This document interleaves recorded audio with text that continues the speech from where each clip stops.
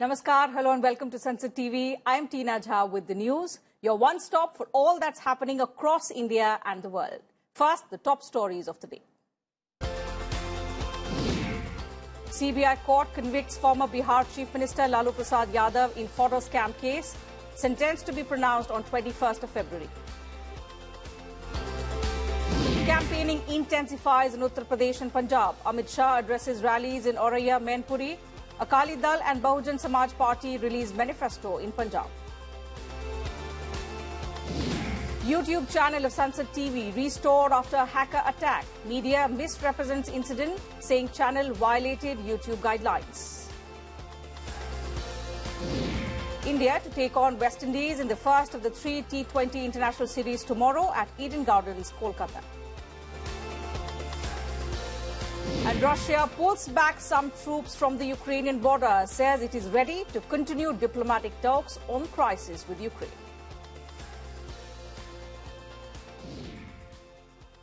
Before we get you details on the big stories of the day, a quick look at what else made news through the day. The Indian Embassy has asked Indians, especially students, to leave Ukraine in view of the current situation. COVID-19 recovery rate improves to 97.82%. Vaccine tally crosses 173 crore 42 lakh doses. Andhra Pradesh government lifts COVID-19 night curfew in the state.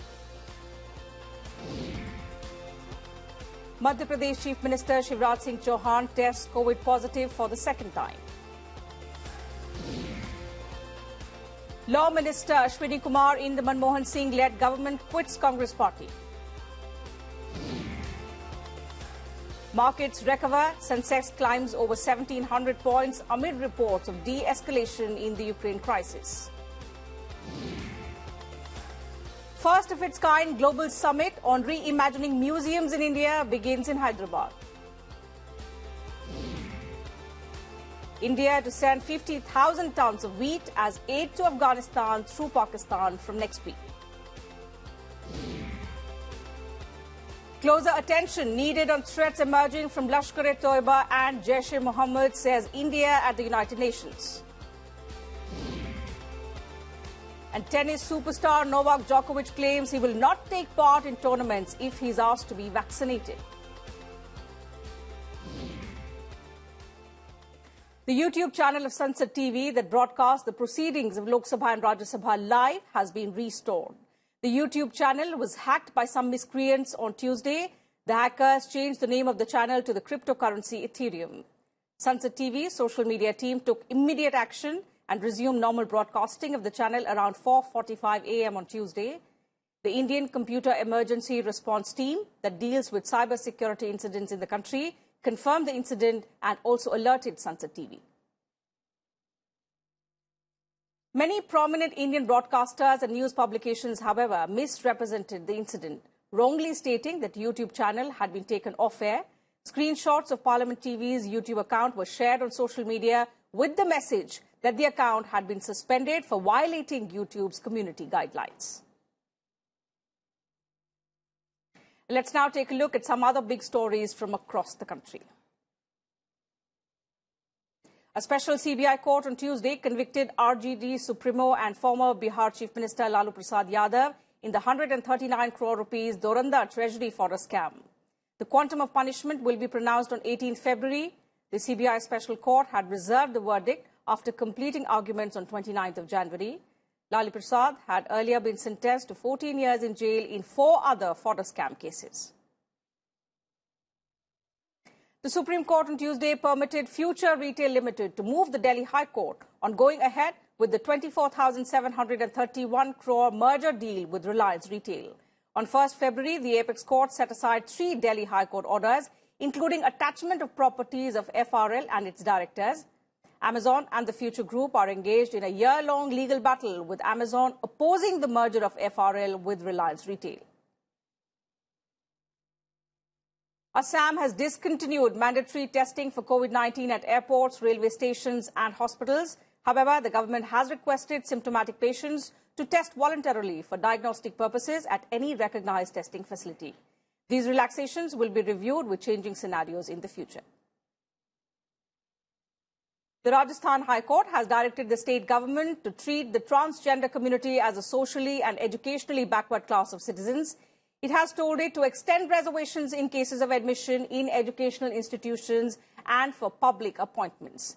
The court has granted 4 months to complete the exercise.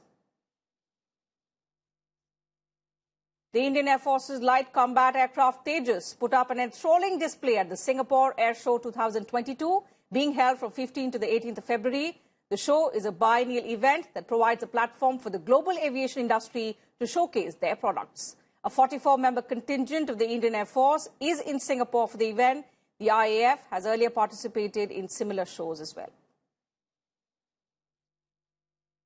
And news now from Parliament. Parliamentary Standing Committees on Commerce, Home Affairs, Science and Technology, Environment, Forest and Climate Change considered demands of grants of their respective ministries and departments on Tuesday.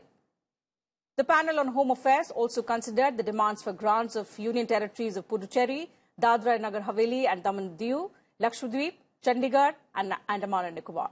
Article 113 of the Constitution mandates that estimates of expenditure from the Consolidated Fund of India required to be voted by the Lok Sabha be submitted in the form of demands for grants.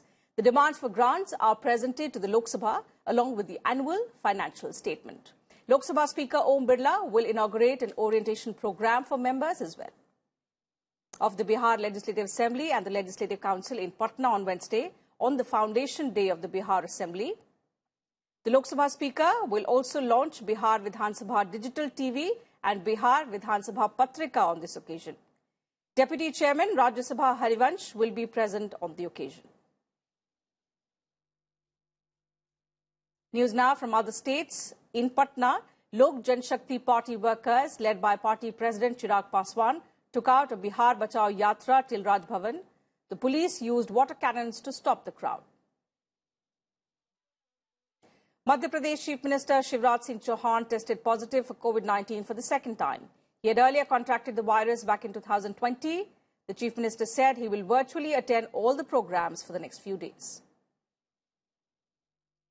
After a fall in COVID-19 cases, the Jagannath Temple Administration has decided to relax restrictions. The Temple Administration has done away with the requirement of showing vaccination certificate and negative RT-PCR report. Also, in view of the falling cases, West Bengal has announced it will open schools from nursery to class 6 starting 16 February. Classes will be starting for these students after a period of 2 years. COVID restrictions in the state have also been relaxed. The snow sculpture of Taj Mahal in Gulmarg, Jammu and Kashmir remains a major center of attraction for tourists. It has become a selfie spot for them. The sculpture has been made by local hotel staff. They made an igloo cafe earlier as well. Let's now move to some news from the 5 poll-bound states.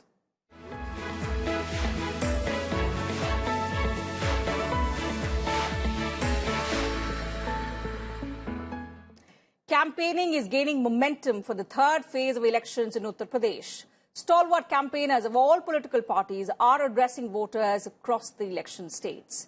Union Home Minister Amit Shah addressed public meetings in Auraiya and Mainpuri. He targeted the Samajwadi Party and the BSP stand on several issues. He said the voters have spoken and it's clear after the first and the second phases that the BJP is moving towards securing 300 plus seats. Samajwadi party का सुपड़ा साफ हो रहा है। 300 पार की Bharatiya Janata party की सरकार की नींव डालने का काम पश्चिम के दोनों चरणों ने किया है और मैनपुरी वालों ने उस पर 300 पार का महल बनाना है, महल बनाना है। Shiromani Akali Dal and Bahujan Samaj Party jointly released a manifesto for the Punjab Legislative Assembly elections. Akali Dal President Sukhbir Singh Badal said every political party issues a manifesto before elections, but few manage to keep their promises. Both Akali Dal and BSP have made several big promises in their manifesto as well. कि 2004 तो जिते pension scheme लागू की जाए, असी वचनबंद है। सरकार आउंदे 2004 की पेंशन स्कीम लागू की जाऊगी। जिन्हें पिछले 5 सालों केस रजिस्टर किए गए हैं अपने मुलाजमां ते, कैप्टन अमरिंदर सिंह की सरकार ने केस रजिस्टर किए हैं, वो केस सारे विड्रॉ किए जाएंगे। Campaigning has intensified for the polls in Punjab, which will take place on the 20th of February. Congress leader Rahul Gandhi addressed a rally in Patiala, where he launched a scathing attack on the BJP, Arvind Kejriwal and Captain Amrinder Singh. ये border state है, sensitive state है। Congress party Punjab को जानती है, समझती है। Congress party Punjab में शांति maintain कर सकती है। मेरी बात याद रखना, ये जो वायदे कर रहे हैं आपसे, एक बार मौका दो, ये बर्बाद कर देंगे पंजाब को। In some other election news, Uttar Pradesh Chief Minister Yogi Adityanath targeted previous state governments at a rally in Kasganj. He said his government is dedicated to the farmers. In fact, he also promised to distribute tablets and smartphones to 2 crore youth if his government returns to power.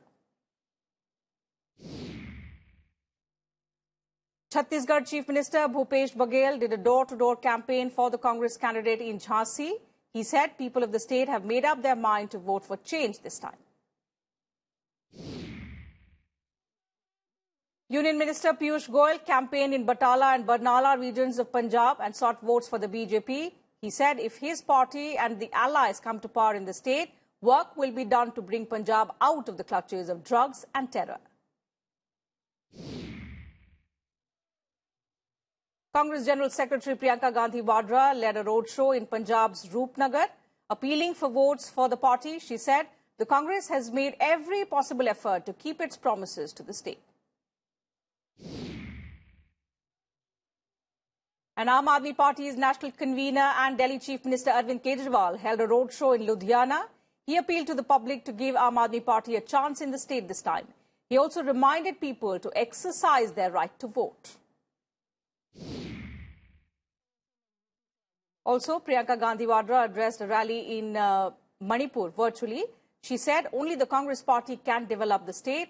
She also went on to promise that her party will pay full attention to irrigation. Defence Minister Rajnath Singh addressed an election rally as well in Manipur, where he called upon extremist elements to shun violence and come forward for talks with the central government. He also highlighted the efforts to develop the entire Northeast as a tourist hub.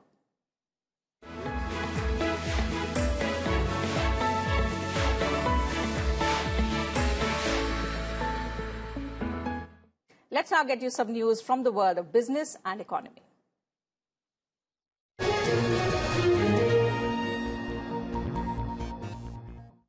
Buoyant global demand boosted exports from India in the month of January. Overall exports for the month are estimated to be $61.41 billion, registering a positive growth of 36.76% over the same period last year.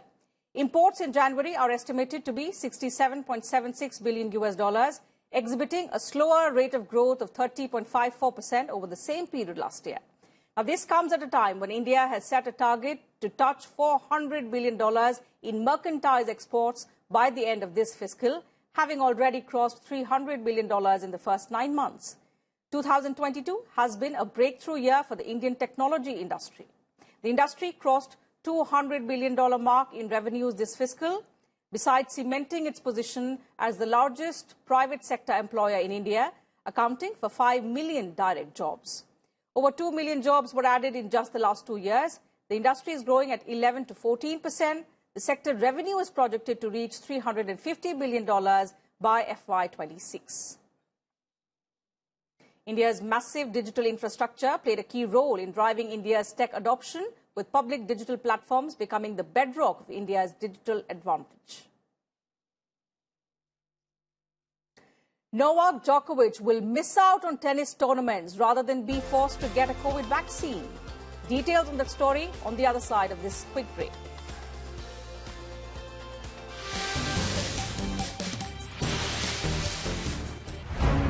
In North India, Rajasthan, Haryana, Punjab, Uttar Pradesh, these are the major states which are contributing a lot of air pollution.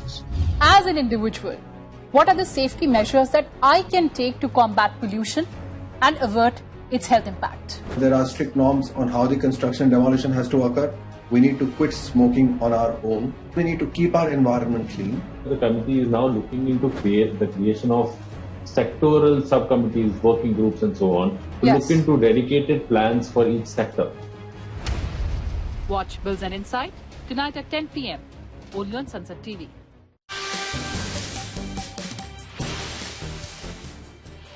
Welcome back. News now from around the world.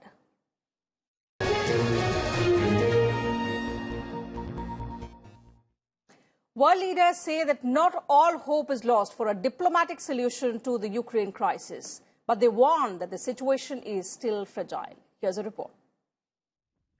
Amid military exercises in Russia's northwestern federal district, the Kremlin signaled on Monday that it will keep talking with the West about security grievances that led to the current Ukraine crisis. It also announced that some military deployed near Ukraine are returning to the bases after a buildup of Russian forces around Ukrainian borders. The announcement came after a televised interaction in which Russian Foreign Minister told President Vladimir Putin that diplomacy is far from exhausted in the matter. The White House also said the path of diplomacy with Russia is open, but warned that we are in a window when an invasion could begin at any time. The White House said it remains unclear which path Russian President Vladimir Putin will take. United Nations Secretary General Antonio Guterres said he emphasized to Russian Foreign Minister Sergei Lavrov and Ukrainian Foreign Minister Dmytro Kuleba that there is no alternative to diplomacy. In a bid to calm the population, Ukrainian President Volodymyr Zelensky addressed the nation and declared 16 February a day of national unity. That is the day the US intelligence believes the Russian invasion could begin. Meanwhile, Ukrainian soldiers in government-controlled area of Luhansk region said shelling from separatist-controlled side has increased over the past 3 days. Bureau Report, Sansad TV. And in some other news from across the world. Canadian Prime Minister Justin Trudeau invoked emergency powers to quell protests by truck drivers who paralyzed Ottawa and blocked border crossings over COVID-19 restrictions. The truckers, however, stayed put at the protest sites despite the emergency announcement. The police allowed some of them to move their vehicles off to smaller streets, some residential, and onto Wellington Street at Parliament Hill. Trudeau ruled out using the military. He said the emergency measures will be time-limited and proportionate to the threats they are meant to address. For the past 2 weeks, hundreds of people in trucks and other vehicles clogged the streets of Ottawa, the capital, demonstrating against vaccine mandates and other virus precautions and condemning Trudeau's government. Demonstrators from around Europe gathered in Brussels as part of European Freedom Convoy 2022 to protest against restrictions to control the spread of COVID-19. Belgian police filtered traffic around Brussels during Monday's morning rush hour to keep the vehicle protest in check. Many trucks were expected from France, where Paris police fired tear gas against a handful of demonstrators who defied a police order by taking part in a vehicle protest. In the Netherlands, dozens of trucks and other vehicles, ranging from tractors to a car towing a camping van, arrived in The Hague for a similar protest on Saturday, blocking an entrance to the historic Dutch parliamentary complex. Scientists and governments met on Monday to finish a major United Nations report on how global warming disrupts people's lives, their natural environment, and the Earth itself. The United Nations Intergovernmental Panel on Climate Change issues 3 huge reports on climate change every 5 to 7 years. The latest update will explain how climate change already affects humans in the planet, what to expect in the future, and the risks and benefits of adapting to a warmer world. Last August, the first of the 3 reports prompted the United Nations to declare Code Red. It outlined the physical signs of climate change, while a 3rd report coming out in March will be more about what can be done to curb and adapt to global warming. And it's time now to venture in the world of science and technology.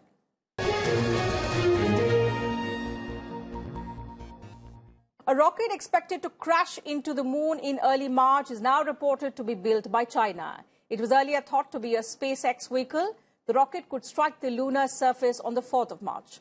Experts say it was built by Beijing as part of the Chinese Space Agency's lunar exploration program. It was launched in the year 2014. They also point out that the mistake in identifying the source of the rocket indicates the lack of proper tracking of deep space objects. Fires have consumed more than 50,000 hectares of Iberá National Park in northeastern Argentina. Rangers rescued 4 macaws and 2 anteaters from the blaze. Over 500,000 hectares have burned in the Corrientes province, including grasslands, wetlands and native forest.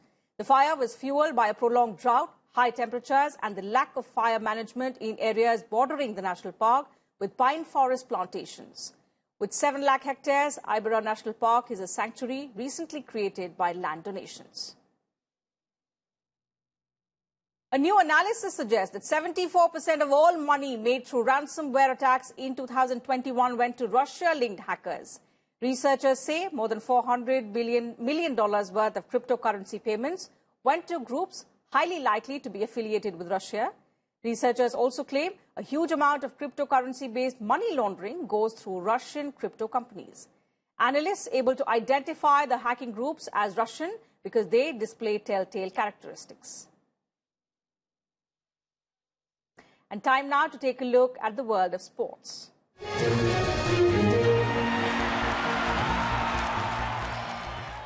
Let's begin with cricket. In a match where the momentum swung between both sides till the end, New Zealand all-rounder Malia Kerr's unbeaten 119 powered New Zealand to a 3-wicket win over India, taking a 2-0 lead in the 5-match ODI series.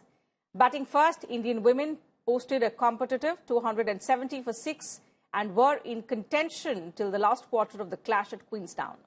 Amelia's masterclass 100, aided with some sloppy work in the field towards the end, helped the home team reach 273 for 7 with an over to spare. Indian all-rounder Deepti Sharma's 4 for 52 went in vain. Star India opener Smriti Mandhana may be available for remainder of the ODI series in New Zealand. Mandhana has completed her quarantine and is out of the New Zealand government's mandatory isolation and quarantine facility. Once declared fit, she should be in fact available for selection for the rest of the New Zealand tour that has 3 ODIs remaining. The 3rd match of the ODI series is on Friday. Moving to Indian men's cricket team, India will take on West Indies in a 3 T20 international series starting Wednesday at Eden Gardens, Kolkata. The series is seen as a good strategic workout for the T20 World Cup that starts in 8 months in Australia. However, gathering from what the Indian captain Rohit Sharma has said in the press conference a day before the match, the hosts are in no mood to experiment. Rohit Sharma has categorically said, rather than experimenting with combinations, World Cup probables will be given more opportunities.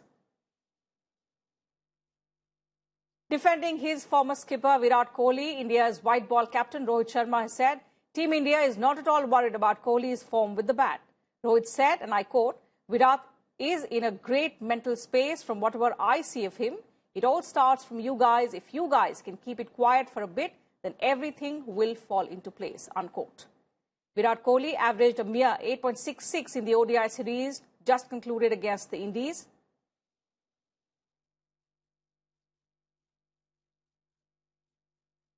Moving to football now, it's UEFA Champions League night and all eyes are set on the last 16 encounter in Paris. The most successful Champions League team ever, Spanish giants Real Madrid, are visiting Paris Saint-Germain. With talks of his lingering transfer to Real, French forward PSG's Kylian Mbappe's performance will be keenly observed.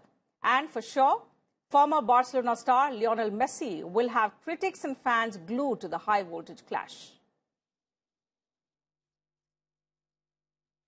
In tennis, world number 1 Novak Djokovic has said he'll skip tournaments and sacrifice trophies if he's forced to get a COVID jab. He says it is a price that he is willing to pay. Djokovic will miss out even on Grand Slam trophies if he's forced to get vaccinated. After being deported from Australia a day before the start of the 2022 Australian Open due to his vaccination status, The 20-time major champion, Djokovic, will not be seen in the upcoming French Open and also Wimbledon if he is not allowed to participate due to vaccination rules. Venetians and tourists on Saturday swapped surgical masks for carnival masks and costumes to mark the start of the famed Venice Carnival celebrations. Visitors in Venice are thronging St. Mark's Square, enjoying the return of Carnival after the pandemic shut the festival down. Some of the most awaited attractions, like the Venice Carnival costume competition, are however cancelled this year.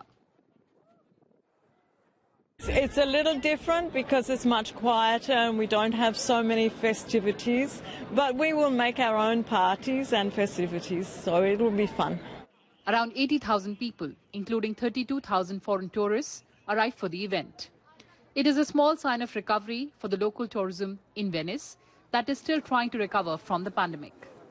The carnival tradition started in Venice in the 11th century and attracts large number of visitors. This year, the Venice Carnival that started on 12th February will extend up to 1st March, leading into the Roman Catholic period of Lent. Bureau Report, Sansad TV. And before we close the bulletin, a re-look at the headlines. CBI court convicts former Bihar Chief Minister Lalu Prasad Yadav in fodder scam case, sentenced to be pronounced on 21st February. Campaigning intensifies in Uttar Pradesh and Punjab. Amit Shah addresses rallies in Auraiya and Mainpuri. Akali Dal and Bahujan Samaj Party release manifesto in Punjab. YouTube channel of Sansad TV restored after hacker attack. Media misrepresents incident, saying channel violated YouTube guidelines.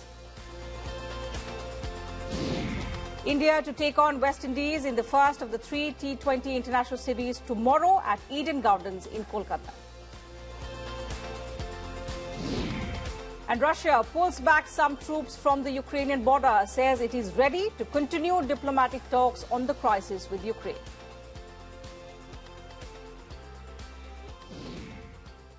And that's it from us in this bulletin. Thanks very much for your time.